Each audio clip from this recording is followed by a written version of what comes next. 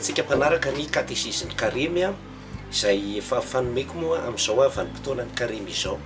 Androany isika dia resaka lohevitra anankiray mahakasika ny atao hoe inona moa zany ty atao hoe famonjena ity raha ohatra hoe miompana bebeko isika zany ity amin'ny testamenta vaovao sy ny fampianaran'ireo aban'ny fiangonana. Inona ity atao hoe famonjena ity dia tsy manana fotoana tena ivalaparana isika hanazavana hoe lafiny tena teolojika sarotra fa avy hatrany dia hofitinina fomba sotra dia sotra mora azony rehetra sy hanampy antsika amin'ny dinganara-panahy amin'izao karemy izao anatin'ny fandaharana. Ny famonjena ho an'ny kristianina dia misy zavatra anankitelo. Voalohany le hoe fahariana vaovao, eo ihany koa ny ataontsika hoe ny fanafahan'Andriamanitra antsika, io le lazaina hoe libération, ary ny fahatelo ny fanamasinana na lahaitsona amin'ny teny fransay hoe sanctification. Ho jerevantsika zany ny lazain'ny soratra masina mahakasika an'izay ataontsika hoe ny famonjena zay efa niteneniko teo le hoe ny fahariana vaovao ataon'Andriamanitra, rehefa avy eo ny fanafahan'Andriamanitra ary ny fanamasinana ny olombelona zany. Matetika ny olona mieritreritra ny hoe famonjena io dia fotsiny hoe mpanota dia avelan'Andriamanitra ny heloka antsika dia mijanona amin'izay. Ohatran'ny hoe famelan-keloka fotsiny zany le atao hoe famonjena. Eny e, indraindray isika zany ohatra hoe mijery maimaika dia hoe atao batemy ny olona na atao batisa dia mahazo ny famelan-keloka izy. Fa ohatra zao ny concile tany 30 rehefa ny ady-hevitra tamin'ny zareo mpanavao fivavahana na ny réformateur dia anisan'ny nanao famaritana mahakasika ny atao hoe fanamarinana ny olona. Ady-hevitra be moa zany tamin'izay fotoana izay ny momba ny atao hoe fanamarinana na hoe justification. Dia ny concile tao 30 io zany anisan'ny laza hoe amin'izany fanamarinan'Andriamanitra ny olombelona izany, zany hoe zay zany le atao hoe famonjena. Dia misy aloha zany misy le famelan-keloka, dia rehefa avy eo nefa misy ny atao hoe famerenan'Andriamanitra amin'ny laoniny iray ny olombelona, zay antsoina hoe restauration. Dia rehefa avy eo Andriamanitra koa nefa manome hery hafahana tena miarina, dia izay fahasoavana any amin'ny dingana fahatelo izay araka ny lazain'ny concile tao 30 zany iny ilay atsoisika hoe sanctification na fanamasinana antsika. Ka ao baiboly zany dia tsy mijanona fotsiny amin'izay ataontsika hoe lafiny famelan-keloka zay fotsiny ity hoe fanamasinan'Andriamanitra ny olombelona ity na ny famonjena azy fa tena hoe ny asan'Andriamanitra rehetrarehetra mihitsy zany ahatonga ny olombelona hiombona tanteraka amin'izay fomban'Andriamanitra izay. Any amin'ny taratasy voalohany masin-dajoany manko dia hoe tena ho sahala amin'Andriamanitra mihitsy isika, ho sahala amin'Andriamanitra, hitovy amin'Andriamanitra isika. Fa fotsiny amin'izao fiainantsika izao mbola tsy tena naseho izay tena ho toetrantsika, fa raha hatr'izay mahita azy mifanatrika isika dia tena ho sahala amin'Andriamanitra isika, ahita azy miharihary. Ny amin'ny taratasy voalohany masin-dampera apôstôly lazainy mazava mihitsy le hoe fiombonana amin'ny fomban'Andriamanitra, zany hoe isika zany ho tonga amin'ilay ataontsika hoe tena fitiavana lavorary na hoe charité parfaite, izay ny fiombonana amin'ny fomban'Andriamanitra. Dia misy ambaratonga moa lazainy hoe ny finoanareo sivo an'izao sivo amin'izao tonga amin'ny fitiavana ny namana ary tonga amin'ny fitiavana an'Andriamanitra. Dia misy asan'Andriamanitra ataony ao anatin'izay dia misy fandraisana anjara ny olombelona ihany koa. Ka io asan'Andriamanitra manontolo tena feno izay rehetra ataon'Andriamanitra zany hahatonga antsika hitovy amin'Andriamanitra, hiombona amin'ny fomban'Andriamanitra zay, participation à la nature divine zay io zany manova ny olona, misy transformation. Ny préfixe trans amin'ny fransay dia misy an'izao hevitra hoe rehefa misy hoe trans zany dia hoe ny angianao voalohany tena ny alanao dia miditra amina zavatra tena vaovao ianao, zay le hoe transport. Avy ary dia milaozana ny tany dia mandray toerana vaovao zay amin'ny transport. Fa dia hoe transformation, resaka forme hoe lay endrika antsika zany endrika na olona tranainy dia misy an'io hoe transformation io, ny laozana lay taloha dia lasa vaovao.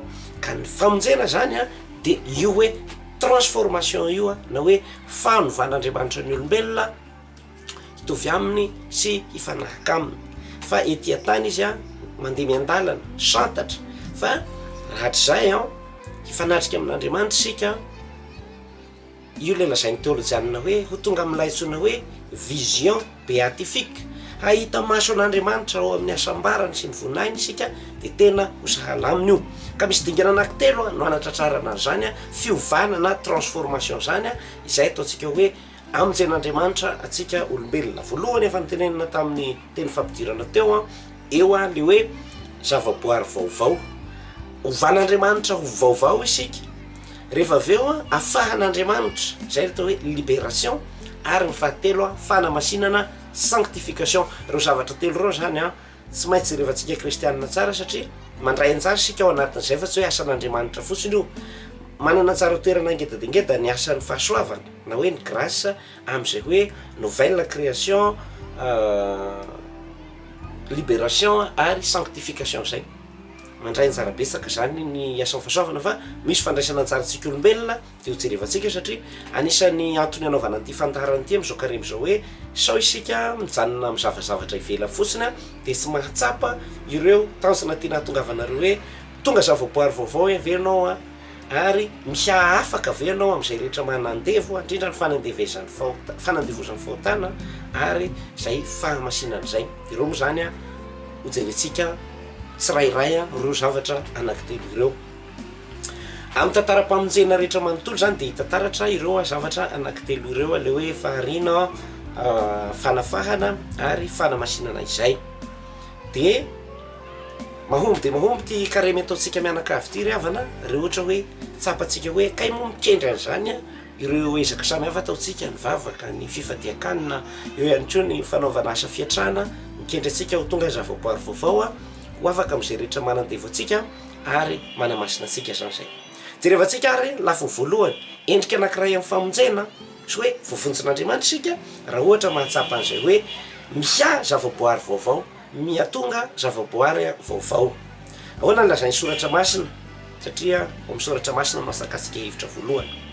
Ao amin'ny Korintianina faharoa toko fahadimy andiny fahafito amby folo, Korintianina faharoa ao amin'ny toko fahadimy andininy fahafito amby folo, anisany ilazany masin-dapoly ny teny hoe fa teriny fitiavan'ny Kristy antsika zahay, satria fantatray fa maty ho an'ny olona rehetra ny olona iray ka de maty koa izy rehetra, ary maty ho an'ny olona rehetra izy mba tsy ho velona ho an'ny tenany intsony zay velona, fa ho an'izay maty sy nitsangana ho azy ireo.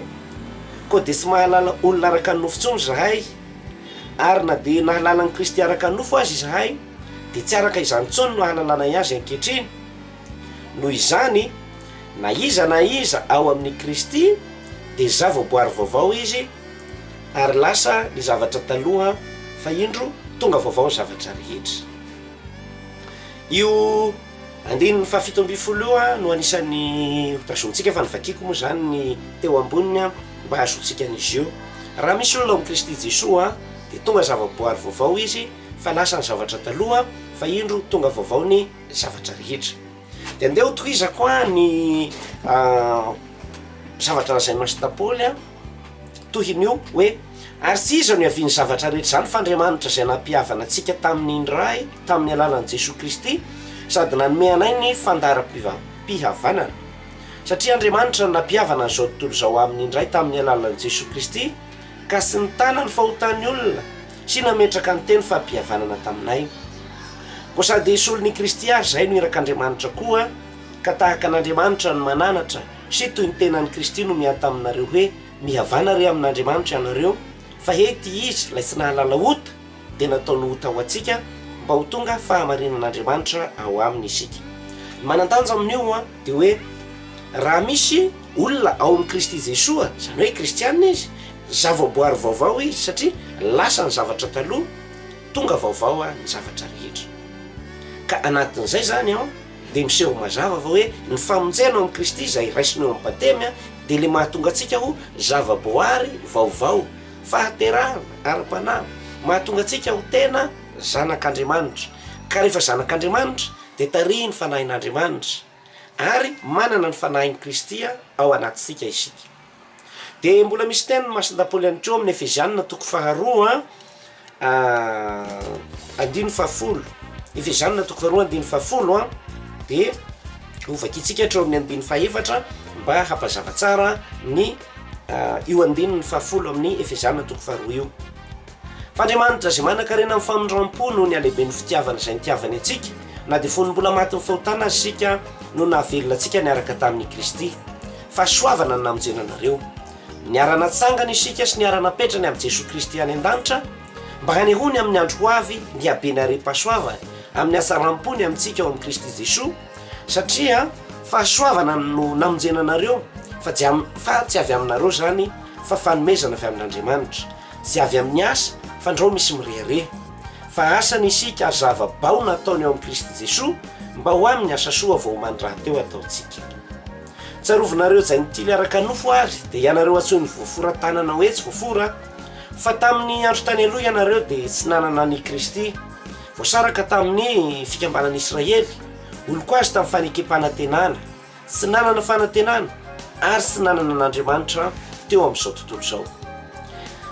Be zay zavatra lazainy masindapoly zay ao amin'ny Efezana toko faharoa eo, fa eo amin'ny andininy fahafolo ilazany an'le hoe faharina vaovao, ilazany hoe fa asany isika, nous sommes son ouvrage, zany hoe Andriamanitra niasa atsika zany, asany isika ary zava-bao, io le hoe nouveauté zany, asan'Andriamanitra fa asa vaovao, nouvelle création, asany isika ary zava-bao nataony tao amin'ny Kristy Jesosy mba ho amin'ny asa soa vao mandra teo ataontsika. Inona ny hevitra zany? Tao amin'ny Kristy no nanaovany antsika indray ho nahariny antsika ho zava-boary vaovao tamin'ny alalan'ny batemy zay ombona antsika amin'ny fahafatesan'ny Kristy sy ny fitsanganany ovelona de terakara-panahy lasa zava-boary vaovao. Ny antony iteran'Andriamanitra antsika amin'ny hoe mahatonga antsika ho zava-boary vaovao io de mba hahavoahomana antsika ho afaka manao asa soa indray amin'ny ho avy. Ny faharina vaovao ataon'Andriamanitra rehefa avy eo ny fanafahan'Andriamanitra ary ny fanamasinana ny olombelona zany. Matetika ny olona mieritreritra ny hoe famonjena io de fotsiny hoe mpanota de avelan'Andriamanitra ny heloka atsika de mijanona amin'izay. Ohatrany hoe famelan-keloka fotsiny zany le atao hoe famonjena. Eny indraindray isika zany ohatra hoe jery maimaika de hoe atao batemy ny olona na atao batisa de mahazo ny famelan-keloka izy. Fa ohatra zao ny concile tany 30 rehefa ny anti-hevitra tamin'ny zareo mpanavao fivavahana na ny réformateur de anisan'ny nanao famaritana mahakasika ny atao hoe fanamarinana ny olona, adi-hevitra be moa zany tamin'izay fotoana izay ny momba ny atao hoe fanamarinana na hoe justification, de ny concile tao 30 io zany anisan'ny laza hoe amin'izany fanamarinan'Andriamanitra ny olombelona izany, zany hoe zay zany le atao hoe famonjena, de misy aloha zany misy le famelan-keloka, de rehefa avy eo nefa misy ny atao hoe famerenan'Andriamanitra amin'ny laoniny iray ny olombelona, zay antsoina hoe restauration, de rehefa avy eo Andriamanitra koa nefa manome hery hafahana tena miarina, de izay fahasoavana any amin'ny dingana fahatelo zay araka ny lazain'ny concile tao 30 zany iny ilay atsoisika hoe sanctification na fanamasinana antsika. Ka ao baiboly zany de tsy mijanona fotsiny amin'izay ataontsika hoe lafo ny famelan-keloka zay fotsiny ity hoe fanamasinan'Andriamanitra ny olombelona ity na ny famonjena azy fa tena hoe ny asan'Andriamanitra rehetrarehetra mihitsy zany ahatonga ny olombelona hiombona tanteraka amin'izay fomban'Andriamanitra zay. Any amin'ny taratasy voalohany masindajoany manko de hoe tena ho sahala amin'Andriamanitra mihitsy isika, ho sahala amin'Andriamanitra, hitovy amin'Andriamanitra isika. Fa fotsiny amin'izao fiainantsika zao mbola tsy tena naseho zay tena ho toetrantsika, fa raha hatr'izay mahita azy mifandratrika isika de tena ho sahala amin'Andriamanitra isika, ahita azy miharihary. Ny amin'ny taratasy voalohany masina-pera apôstôly lazainy mazava mihitsy le hoe fiombonana amin'ny fomban'Andriamanitra, zany hoe isika zany ho tonga amin'ilay ataontsika hoe tena fitiavana lavorary na hoe charité parfaite, izay ny fiombonana amin'ny fomban'Andriamanitra. De misy ambaratonga moa lazainy hoe ny finoanareo sivo an'izao am'izao tonga amin'ny fitiavana ny namana ary tonga amin'ny fitiavana an'Andriamanitra. De misy asan'Andriamanitra ataony ao anatin'izay de misy fandraisana anjara ny olombelona ihany koa. Ka io asan'Andriamanitra manontolo tena feno zay rehetra ataon'Andriamanitra zany hahatonga antsika hitovy amin'Andriamanitra, hiombona amin'ny fomban'Andriamanitra zay, participation à la nature divine zay io zany manova ny olona, misy transformation. Ny préfixe trans amin'ny frantsay de misy an'izao hevitra hoe rehefa misy hoe trans zany de hoe lay mianganao voalohany tena mialanao de miditra amina zavatra tena vaovao ianao, zay le hoe transport. Avy ary de milaozana ny tany dia mandray toerana vaovao zay amin'ny transport. Fa ty hoe transformation, resaka forme hoe lay endrika atsika zany endrika na olona tranainy de misy an'io hoe transformation io, milaozana lay taloha de lasa vaovao. Ka ny famonjena zany de io hoe transformation io na hoe fanovan'Andriamanitra ny olombelona hitovy aminy sy hifanaraka aminy. Fa ety tany izy mandeha miandalana santatra fa rahatrizay hifanatrika amin'Andriamanitra sika.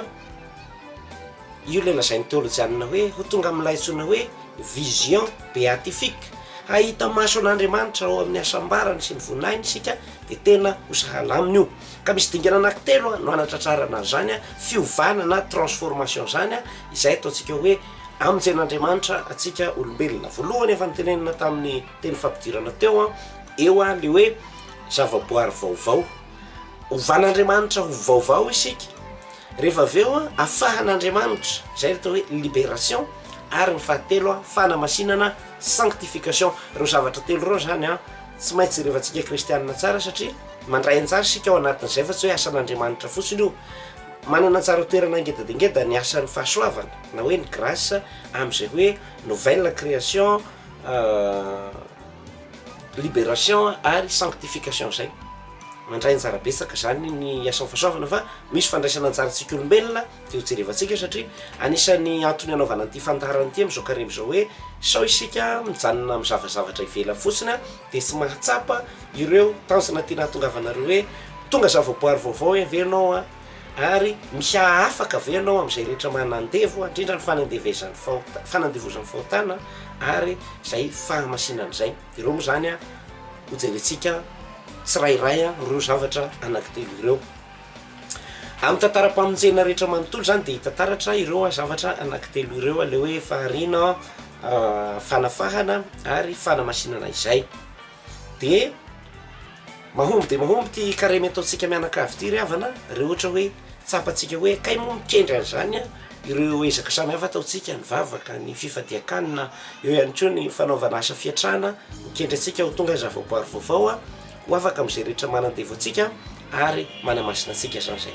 Jerevantsika ary lafiny voalohany endrika anankiray amin'ny famonjena sy hoe voafonjin'Andriamanitra sika raha ohatra mahatsapa an'izay hoe miha zavaboary vaovao, miatonga zavaboary vaovao.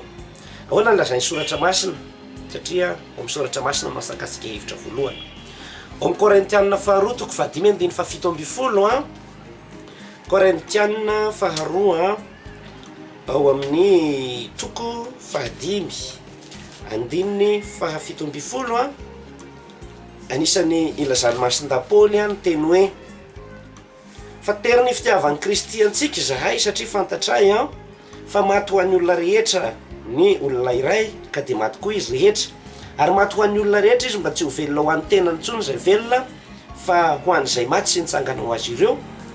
Koa de tsy mahalala olona araka ny nofo intsony zahay, ary na de nahalala ny Kristy araka ny nofo azy zahay de tsy araka izany intsony no hahalalana azy ankehitriny. Noho izany na iza ao amin'ny Kristy de zavaboary vaovao izy ary lasa ny zavatra taloha fa indro tonga vaovao ny zavatra rehetra. Io andininy fahafito amby folo no anisan'ny tazontsika fa nivakiko moa zany ny teo amboniny mba hahazoantsika an'izy io. Raha misy olona amin'ny Kristy Jesoa de tonga zavaboary vaovao izy fa lasa ny zavatra taloha fa indro tonga vaovao ny zavatra rehetra. De andeha ho tohizako ny zavatra lazain'ny masin-dapoly tohin'io hoe ary tsy iza no hiaviany zavatra rehetra zany fa Andriamanitra zay nampihavana antsika tamin'ny indray tamin'ny alalan'i Jesosy Kristy sady nanome anay ny fandara-pihavanana.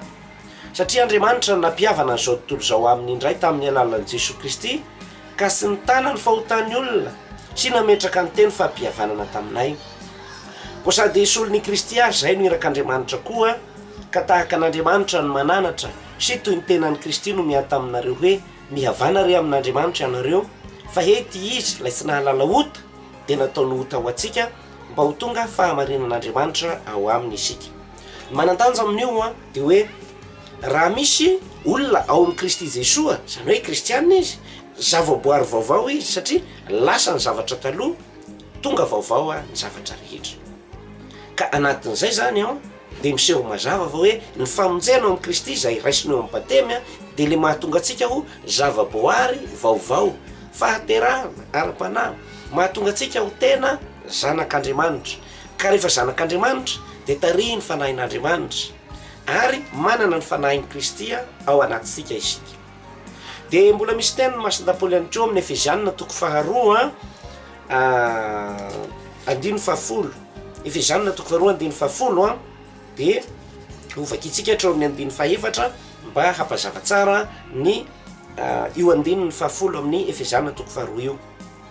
Fa Andriamanitra zay manan-karena amin'ny famindram-po noho ny alehiben'ny fitiavana izay nitiavany antsika, na dia fony mbola maty ny fahotana azy isika no nahavelona antsika niaraka tamin'ny Kristy, fa soavana ny namonjena anareo, niara-natsangana isika sy niara-napetrany amin'ny Jesosy Kristy any an-danitra mba hanehony amin'ny andro ho avy ny habeny are-pahasoavany amin'ny hasaram-pony amintsika ao amin'ny Kristy Jesosy, satria fahasoavana no namonjena anareo fa tsy avy aminareo zany fa fanomezana avy amin'Andriamanitra, tsy avy amin'ny asa fa ndrao misy mirehareha, fa asany isika ary zava-bao nataony ao amin'ny Kristy Jesosy mba ho amin'ny asa soa vao omany raha teo ataontsika.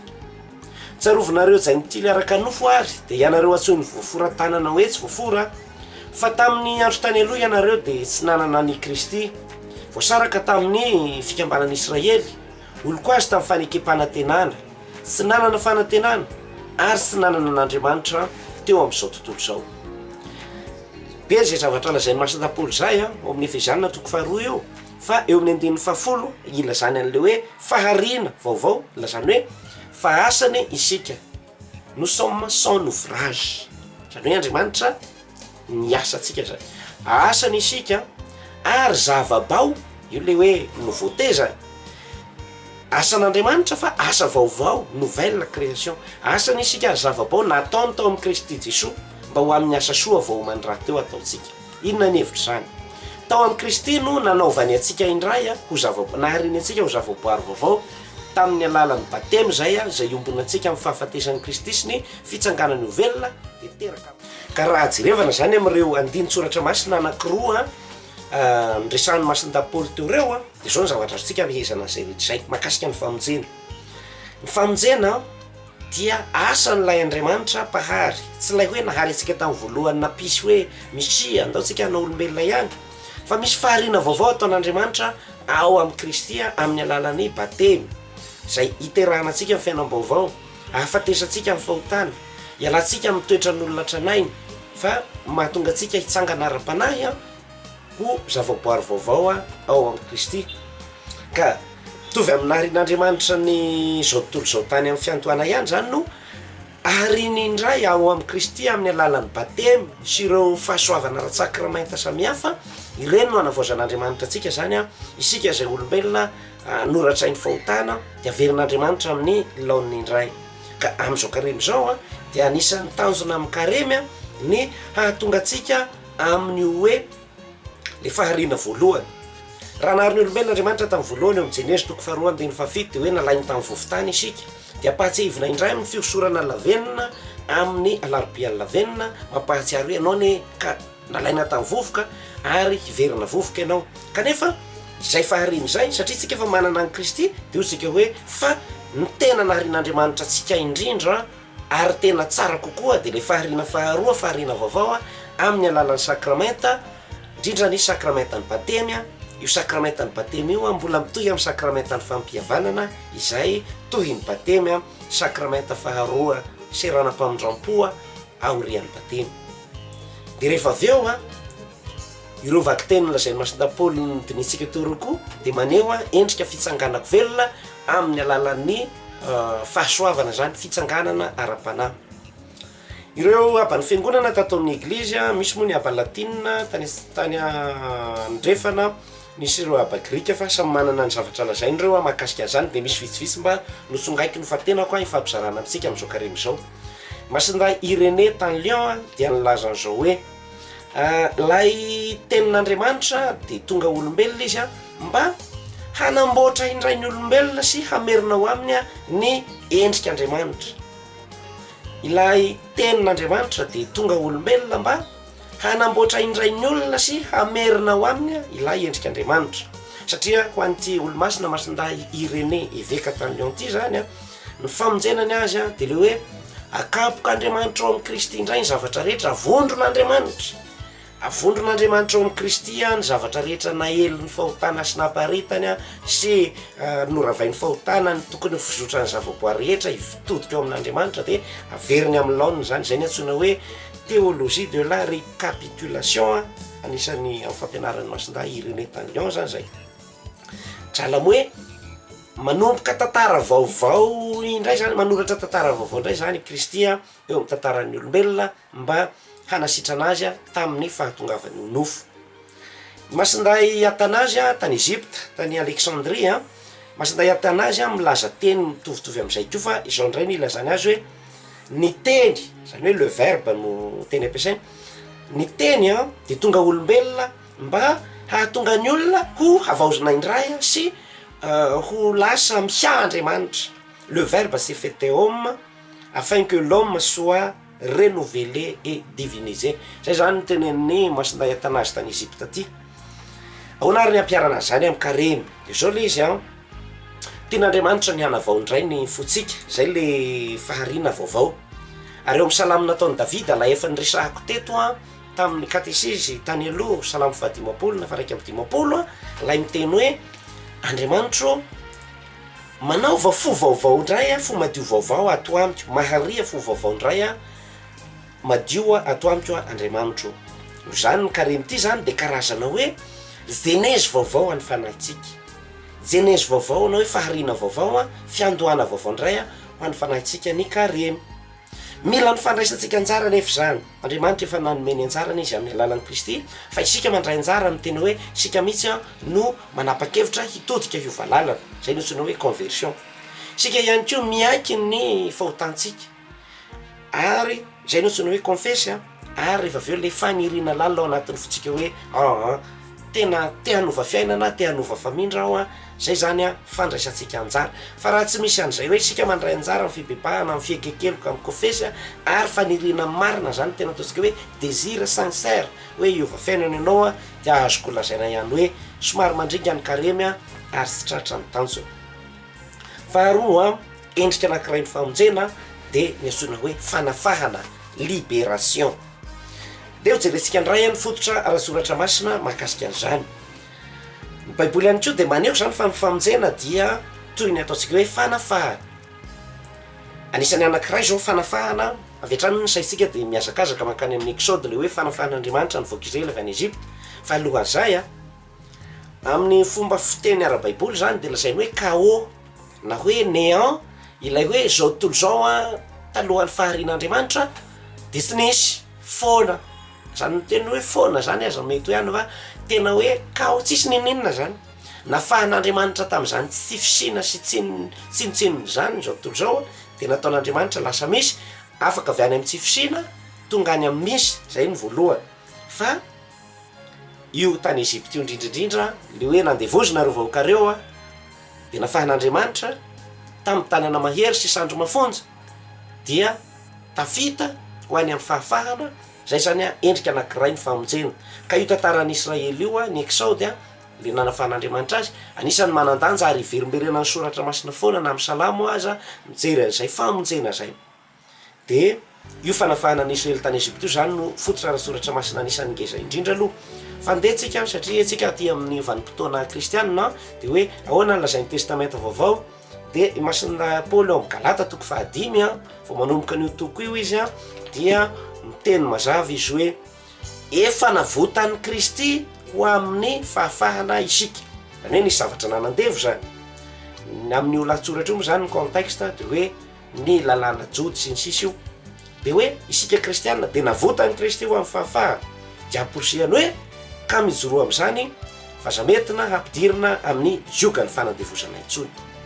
Raha ohatra ka hoe manentana ny olona tany Galasia i Paoly tamin'io mba tsy hanaiky intsony hampivereniny amin'le fanentanany zareo judéo-chrétienne, zareo kristianina avy amin'ny judaisme hoe tsy maintsy mitandrina lano sy ny sisa, itsika dikatsika ara-panahy iso an'ny fiainantsika ankehitriny hoe vita batemy isika, efa navotan'Andriamanitra isika, nafahan'Andriamanitra tamin'ny maizina isika, nafindrany any amin'ny fanjakany mazava, efa nalan'Andriamanitra tamin'ny fahafatesana isika ho amin'ny fiainana, nafahany tamin'ny fahakalana isika ho amin'ny fitiavana, dia aza mety haverina n'olona intsony amin'izany zavatra efa nialantsika izany. Amin'ny liturgian'ny batemy dia misy le fanontaniana dia hoe fandavana ny satana aloha, dia efa nandany satana isika sy ny asany rehetra, ny friariany rehetra, dia aza miverina amin'izany intsony fa efa navotan'i Kristy ho amin'ny fahafahana isika ka mijoroa amin'izany fa aza mety hampidirina ny jogany fanandevozana intsony. Zay zany le endrika faharoan'ny famonjena dia le hoe fanafahana tamin'ny izay nangeja teo aloha tamin'izay joga-panandevozana mitazona antsika teo aloha. Jesoa tompotena ao amin'ny Joany 7:7 no milazany hoe raha ny zanaka no manafaka anareo dia ho afaka tokoa ianareo, raha ny zanaka no manafaka anareo dia ho afaka tokoa ianareo. Ka ny famonjena zany amin'ny endrika ny faharoa dia io fialana avy amina tontolo-panandevozana amin'ny endriny samy hafa io. Raha hatambatra antsika aloha zany ho an'ny hoe iombonany rehetra dia hoe inona moa no manandevy ny olombelona? Manandevy ny olombelona ny fahotana, manandevy ny olombelona ny faniriana samy hafa ao anatintsika ao. Misy faniriana madio, misy atontonina, misy faniriana tena maloto vetaveta, zay no antsoina hoe esclavage des passions. Eo ihany koa ny fanandevozan'ny sampy. Ny sampy tsy resaka hoe sarivongany zao hoe zao zavatra ravara, fa hoe iza no mentsika mifotsika eo amin'ny toeran'Andriamanitra, reny dia antsoina daholo hoe idole. Mandany ny fotoanantsika, mandany ny volantsika, any daholo no misaina mampanahitsika ary lasa zavatra tokoitsika izy reny. Mety ny vola, ny fitadiavana, ny fikaramana, fialamboly sy ny sisa mety manandevo antsika izany. Raha izay ary lazay ny soratra masina mahakasika ny hoe ny famonjena ty koa kay fanafahana libération dia ahoana indray no lazaindreo aba ny fiangonana ray aman-drenitsika ara-pinoana. Masinda Jean Chrysostome mandray no resaka amintsika izy miteny hoe Jesoa antsy hoe Jesoa mitenenany azy fa ozy izy i Kristy dia tsy hoe namela ny fahotana fotsiny izy fa tena lay fanjakazakana fahotana misy tirany du péché misy ilay fanjakazakana sy fangejany fahotana mihitsy ozy izy no nomosamosany sy ny potehany izay no lazainy Masinda Jean Chrysostome. Tsy namela fahotana fotsiny izy fa tena ilay rangory fotosy ny hafa, ilay fakany fahotana mihitsy, ilay ataontsika hoe semoka fahotana, iny mihitsy no nosotraniny zany. Dia i Masinda Augustin afrikanina koa izy dia nilazany zao i Masinda Augustin iveka tany Hippone. Zao no lazainy hoe ny olona dia andevon'izay mifehy azy, l'homme est esclave de ce qui le domine. Ny olona dia andevon'izay mifehy azy. Kanefa ozy izy hoe ny fahasoavan'i Kristy kosa nefa dia manafaka ny fo. Mais la grâce du Christ libère le cœur. L'homme est esclave de ce qui le domine, mais la grâce du Christ libère le cœur. Andevon'izay mifehy azy ny olona, kanefa ny fahasoavan'i Kristy dia manafaka ny fo. Ahoana indray no ampiarana zany rehetra zany amin'ny karemy na nilazainy soratra masina na ny lazainy Masinda Jean Chrysostome sy Masinda Augustin reto dia tahaka izao le izy. Asaina koa isika ry havana tsy hoe tamin'ity karemy ty ihany fa mandritra ny fiainana maha-kristianina manontolo hanao ilay antsoina hoe exode ara-panahy. Exode ara-panahy samia mamaritra hoe inona no Eziptako, zany hoe iza ny faraonako izay mangeja ahy, mampijaly ahy, manandevo ahy, fa tonga i Kristy Moïse vaovao indray mitarika ahy amin'ny lalan'ny exode, miampita ny ranomasina mena, mamakivaky ny tanyhevitra mba ho tonga amin'ny tany pahasambarana, tany trona zonona matately izay misy ny fahafahana tanteraka. Misirantsika katolika miteniny hoe ny vahoaka jody ny tany ranomasina fa isika kosa miala amin'ny fahotana. Izay no antsoina hoe exode spirituel na hoe fanafahana ara-panahy sy dia masina miala avy any Ezipta sy faraona mpanandevozana fahotana sy ny zavatra rehetra nyteneniko teo aloha mba ho any amin'ny fahafahana vaovao. ka ny karemy a raha ohatra hoe napetraka ho fitsipika tato amin'ny eglizy ty a ireo nahitany hevitra satria izy ny soratra masina no nitenen'izy io fa ny eglizy hoe satria moa ny famonjena zany de io fanaovana exode ara-panahy io de anisan'ny manampy zany ty 7 andro ty a hanaovana an'izany sady tandindon'lay 7 taona tany anefitra raha teo de manampy an'izany ohatra hoe ny fifadiakanina manafaka atsika manao libération zany amin'ny fanjakazakany vatana ty satria ny vatantsika io teotopoana manana zavatra irina sy ny sisa de manompo an'io vatana io sika manompo ny faniritsika de rehefa mifady ihany sika de mitsahy milaza hoe or vatana non non non eto azoko ekena fa eto a non non non sy Andriamanitra anao ka atao zay sitraponao non non non izay no hafatra lehibe ambara ny fifadiakanina ny fiatrana lomone almsgivina ozy ny anglisy io fiatrana io a inona no heviny de le hoe io ndray a de manafaka atsika manao libération zany amin'ny fanadevozan'ny vola ny harena de satria ny vola mako zany possession de hoe ny hoahy fa rehefa zatra ndray anao manome a de zay le générosité a partage a don a zay ndray hitanao ny flesy zany mifototra taloha manangona ny hoahy fa zao ndray a mivoaka manome zany hoe misy chemin inverse zany a izay logika zay a zay nitanjona amin'ny fiantrano ary ny fahatelo a de ny fivavahana de zao ny antony hoe io fivavahana io a anisan'ny anaovantsika exode ara-panahy ko to zay sika zany a hitsaoka Andriamanitra hafa izay manana endrika maro de maro izy ankehitriny mety firehan-kevitra io idéologie tendance io mety ho zavatra mety zay zavatra rehetra mampabony fotsika ary lasa topoitsika anomezantsika ny fotsika manontolo na ny tenatsika aza tolotra atsika hosorona ho azy mihitsy a reny le atao hoe idôlatria na fanipoatsampy a de mivavaka zany a mamerina atsika andreo hoe lay tena Andriamanitra no Andriamanitra ilay ny sitrapony no sy maintsy tanterahina fa ny akoatran'izay miainina igny zany ny zava-dehibe amin'ny fivavahana ary manampy atsika hiala fanipoatsampy a fa hoe Andriamanitra rery no hivavahantsika zay zany aton'le fivavahana zany zay de sy miteraka tena fanafahana ny hoe ianao mifadianina ianao mivavaka ianao manao fiantrana raha sy ohatra ianao zany a manana le toe-po ao anatinao a vonina hanao exode ara-panahy fa ohatra agnatin'ny sainanao de sahala amin'ny olona anankiray miditra tomobile fotsiny ianao ary am'gare routière tsy fantatra hoe hoaiza na hoaiza de very ianao na iny an-dalana azy anao de kefy hoe fa marina moa hoay fa de ny vao miainga anao de mahalala hoe hanao exode ara-panahy aho mba ho tonga any am hoe Andriamanitra rery no hivavahako sy ho tompoko dia sy ny anompo ny tenako sony a sy ny tombotsoako fa mba hitady sy asony hafa koa ary lay hoe sy anompo ny fanirindrasiny vatana ty aho a fa mba sahy manao aoka am'izay rehetra tadiaviny vatana zay le izy zay sady manana boussole anao a manana destination mazava de ho tonga amin'ny tany nampanantenaina dingana fahatelo a am'le atao hoe famonjena ry havana dia ilay antsoina hoe sanctification na hoe fanamasinana za mbola sy miteny aloha hoe fanamasina tena fa ataoko amin'ny ankapobeny hoe fanamasinana satria Andriamanitra no manamasina atsika ary sika koa mandray anjara amin'ny fanamasinana ny tenatsika de mety diso zany a raha lazaitsika hoe fanamasina tena fa hoe ny fanamasinan'Andriamanitra atsika miaraka ny tenatsika zay no mahalaza an'io teny hoe sanctification io a voambolana ara-teolojika anisan'ny manan-danja izany ataontsika hoe sanctification izany amin'ny teolojia izy a de tafiditra ao anatin'io a fomba fiteny azy taloha manao hoe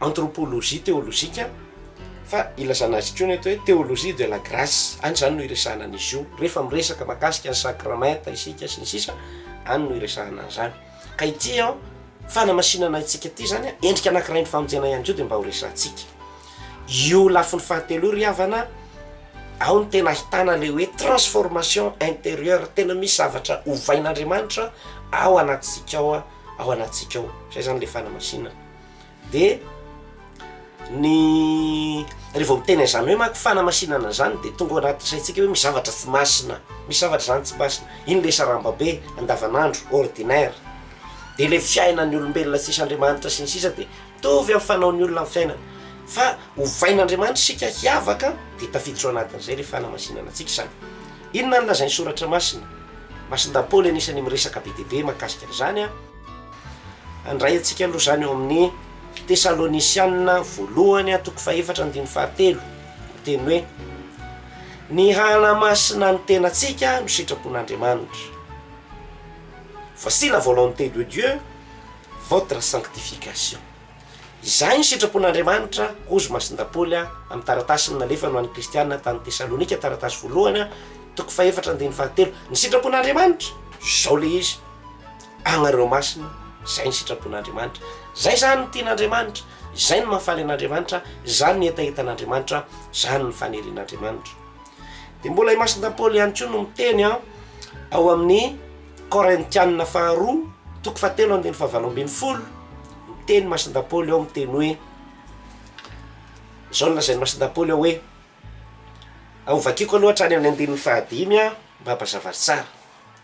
Mandraka ankehitriny isaky ny vakina ny teny Moïse de toa misy sarona manarona amin'ny fony izy ireo, fa rehefa mitodika ny tompo kosa izy de hoesorona ny sarona. Ary tsy izay izany fanahy izany fa ny tompo, ary izay toeran'ny fanahin'ny tompo no misy ny fahafahana. Koa isika rehetra de tsy mba voasarotava fa mibanjina ny voninahitry ny tompo toy ny amin'ny fitaratra, sady hovain'izy tompo izay fanahy, handray izany endrika izany sy tombo fahazavana lalandava. Zay zany lazainy masindapoly ary amin'ny andiny fahavalo ambin'ny folo ary le ozy izy hoe isika ozy izy mibanjina ny voninahitry ny tompo toy ny amin'ny fitaratra, zany hoe ahoana amin'izany mibanjina ny voninahitry ny tompo toy ny amin'ny fitaratra zany, le tarehinao ihany hitanao amin'ny fitaratra, vao mahitanao mamirapiratra isika de io ny voninahitr'Andriamanitra, zany hoe hitatsika ao amin'ny tenatsika le voninahitr'Andriamanitra. Voninahitr'Andriamanitra zany isika metimety ara-panahy, isika tsara mitovy amin'Andriamanitra, isika tsara fo, isika be fitiavana, isika be fiatrana, isika afaka taminy ataontsika hoe fisainandrasiny zao tontolo zao. De rehefa mijery ny tompo voninahitry ny tompo amin'ny fitaratra isika de hitatsika eo ny tenatsika, ny tompo no eritreretintsika ho jerena fa ny tenatsika ny teo. Zay zany ny hevitry masindapoly io. Ary eo am-pijerevana azy isika misy zavatra mifandray roa zany, itsika hijery ny tompo, fa rehefa mijery ny tompo isika de hitatsika eo amin'ny tenatsika ny tenan'ny tompo, zany hoe ny tenatsika sy ny tompo toy ny zavatra iray ihany. Ary eo am-pijerevana zany isika, eo am-pibanjinanao izaho ty miamitovy amin'Andriamanitra, dia amin'izay fotoana izay koa no andraisantsika izany endrika izany sy mitombo miamazava bebe koa isika, satria fantatsika hoe zaho efa tsara fanahy fa mbola misy zavatra ho hatsaraiko, de mitombo amin'ny hatsara-panahy zany isika, izay le transformation intérieure azavainy masindapoly. Zao ary havana ny famonjena tika izany tsy hoe fotsiny ny kofesy nazo indulgence nanao kofesy ny karemy taria amin'ny paroasy ariana nanao tamin'ny daty ohatr'izao, tsy ny famelana ny fahotany iny fotsiny ny atao hoe famonjena, fa le tena hoe tonga masina aho, zay le izy. Ianao vao vela fahotana mbola tsy tonga masina, mbola tsy tonga masina ao siko entre parenthèse zay, na efa masina amin'ny ampahany azy ianao. Dingana anankiray amin'ny fanamasinana ny tenatsika iny famelan-keloka iny, iny kofesy natao iny, indulgence antsika iny, fa ny tena tanjona de lenao ho tonga masina, devenir saint. Zao no lazainy indroa aby ny fiangonana. Masinda Basile tany Césarée no niteny hoe la vie chrétienne consiste à devenir conforme au Christ par l'esprit. Ny fiainana kristianina dia mikendriny hoe ianao ho tonga conforme zany manana endrika tena mitovy amin'ny Kristy. Amin'ny alalan'ny inona no ahatongavanao amin'izany? Amin'ny alalan'ny fanahy. Azadino miteny Masinda Basile io, la vie chrétienne consiste à devenir conforme au Christ par l'esprit. Ny fiainana maha-kristianina de fiezahana anao hoe mikendry ny ahatonga anao hitovy endrika tanteraka amin'ny Kristy amin'ny alalan'ny fanahy masina. Ao vavaka fisaorana faharoa ambin'ny folo amin'ny sorana masina misy ny hoe noho izay miombona anjara amin'izao mystère izao, ry ray mahefa ny zavatra rehetra dia ataovy mitovy endrika amin'ny zanakao, ataovy mitovy endrika amin'ny zanakao. Masina Grégoire de Naziance miteny an'izao zavatra koa izy hoe ce qui n'est pas assumé n'est pas sauvé, ce qui est uni au Christ est transformé. Ny hevitra tiany Masinda Grégoire de Naziance ho tenenina amin'io de zao hoe te hanazava manko izy amin'ny fahatongavana ho nofo zany incarnation, hoe mba hahafahan'Andriamanitra hahafahan'ny Kristy mamonjy ny olombelona de tena naka ny toetran'ny olombelona izy. De rehefa avy eo amin'izay amin'izy tonga nofo iny zany de afaka miray petsapetsa miombona amin'ny olombelona Kristy mitovy amin'ny olombelona amin'ny zavatra rehetra fa tsy ny fahotana, dia rehefa mifandray amin'io Kristy hita maso tonga nofo antsika tsapahitanana henontsika amin'ny feony kasitsika miara-mihinana aminy isika ary mihinana ny tenany mihitsy isika dia izay rehetra miray amin'ny Kristy amin'izay dia voaova, misy transformation.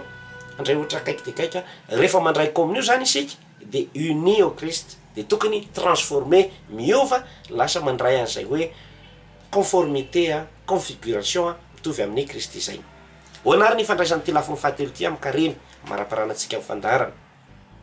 Ny karemy ry havana dia fiovan'ny fiainana zany le izy, transformation de la vie. Amin'ny alalan'inona lasa madio ny fonao, mitombo ao aminao ny fitiavana, misy croissance zany ohatra ny zaza mitombo, hoe anao mbola zaza mibadabada mandady sy ny sisa fa tena mijoro anao mitsangana matanjaka mahavita be, zay le hoe croissance amin'ny lafin'ny fitiavana. Zany angatahana foana amin'ny sorona masina mivavaka fisaorana. Faharoa, ataovy izay hahalavorary ny eglizy amin'ny fitiavana, hahalavorary ny eglizy amin'ny fitiavana, zany hoe charité parfaite.